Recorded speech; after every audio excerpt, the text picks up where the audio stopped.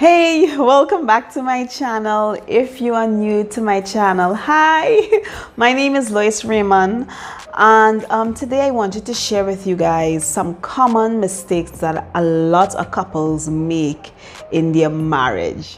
Not being intentional. A lot of couples enter into marriage expecting things just to fall into place, things just to take its course and just happen naturally and organically. And yes, that's true, but especially when the years starts to stack up, you have to be intentional and deliberate in continuing doing the things that made you fall in love.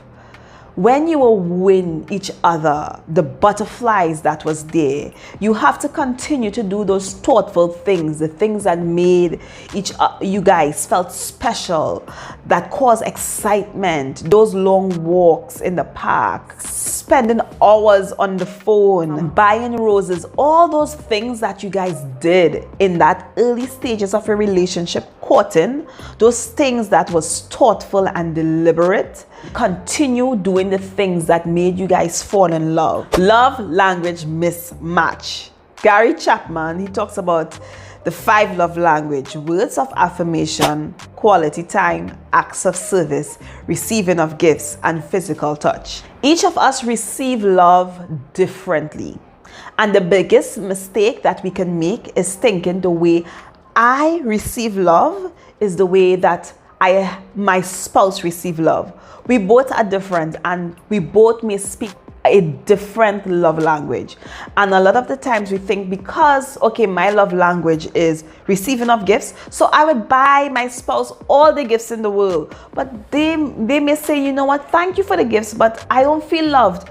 And you might be blown away, and you might think the person is ungrateful. It's not that they're ungrateful. Probably their love language is quality time. And you're around them, you're on your phone, you're always busy. You need to speak your spouse's love language. And a lot of time we speak our language to them. That's why marriage is beautiful and it's something that breaks selfishness, because even though I may feel loved a certain way, in order to fill my spouse's love tank, I need to know how they feel love and express that to them. So from time to time, talk to your spouse.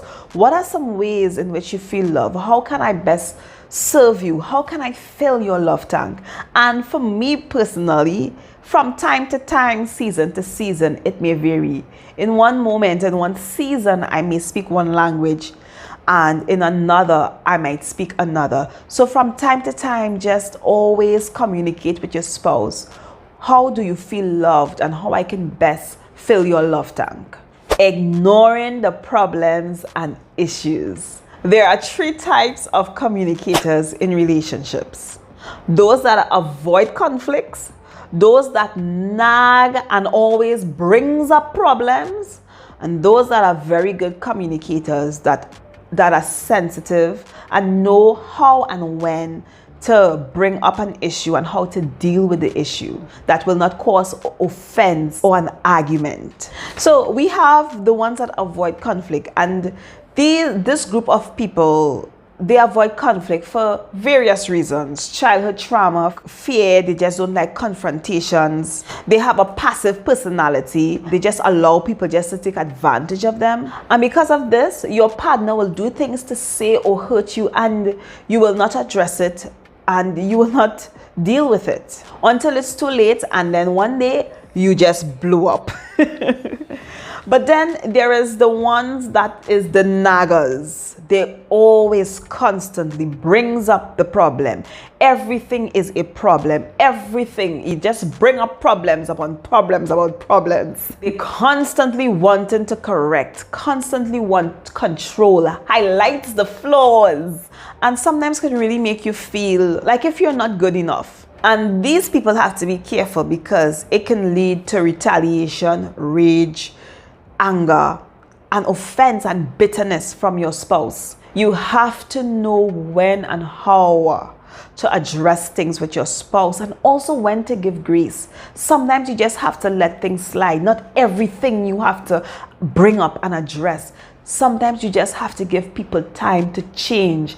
Give grace. Be patient. And sometimes, quite frankly, just pray about it.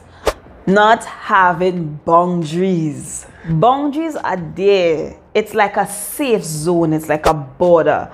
And honestly, boundaries will keep you happy. It will keep your spouse happy once there is effective and clear boundaries in a relationship. And a lot of couples, they don't have no boundaries in their marriage. And because of this, there are always conflict, there are always problem that arises in the relationship. There must be clear boundaries for every aspect of your life. When it comes to your in-laws and your family, when it comes to your finances, when it comes to intimacy and your sex life, when it comes to your children, parenting, your home, accountability, there must be boundaries. When it comes to your kids, what are the boundaries? Now, sometimes, as the saying goes, the law is for the lawless. And a lot of times, you may not be able to implement a boundary when something occurs, when a problem arises, when an issue arises, and because of the outcome, because you didn't like this or you didn't feel a certain way, now you can say, okay, now going forward, this is the boundary. So for example, with you, before you didn't have kids, all right, so there were no boundaries in place for kids, but now as you have a child, an issue may arise where your boundary might be, now that we have a child, the child has to sleep in their room and our room is off limits only under these conditions. So sometimes it's kind of hard to just put boundaries unless something arises, and when something arises, then you put things in place. But there must be clear boundaries that both parties agree upon and are happy with going forward. It must be clear and understood. And when you do this, it just makes your life and your marriage so much happier. When it comes to your home, with entertaining people, with just the day-to-day of your home, what are the boundaries? There must be clear boundaries. Some boundaries are unspoken, but it's there. But others you need to communicate and speak about and come to agreement. Depending on your spouse to make you happy. Yes, I know we get married because we are in love and because he makes me happy and he completes me. But it's a huge mistake when you depend on your spouse to make you happy, for your happiness. I always say, God uses your spouse. Your spouse is the sharpest, most effective tool in the hands of the Lord to perfect you and to make you holy.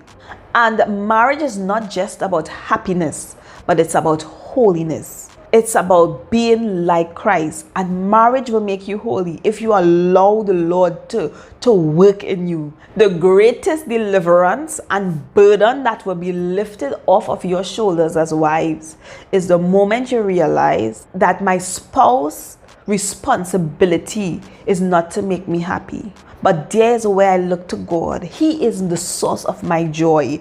He is the source of my strength. Yes, there are things that I would want him to do to bring me pleasure, but I will not put that responsibility on him. I have to choose to make myself happy. I have to do things to make me happy. I have to find my joy and my peace and my happiness and not depend on it, because what will happen? Man will always disappoint you. Man will disappoint, and the day your husband cannot make you happy, what will be the end of it? You will leave because he can't make you happy. So I think it's important, and that we understand that as wives, our husband is not responsible for our happiness. When you understand that and your perspective change, your life will never be the same.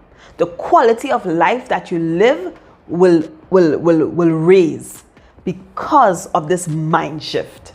So thank you so much for watching this video, and I will see you guys in the next one. Bye.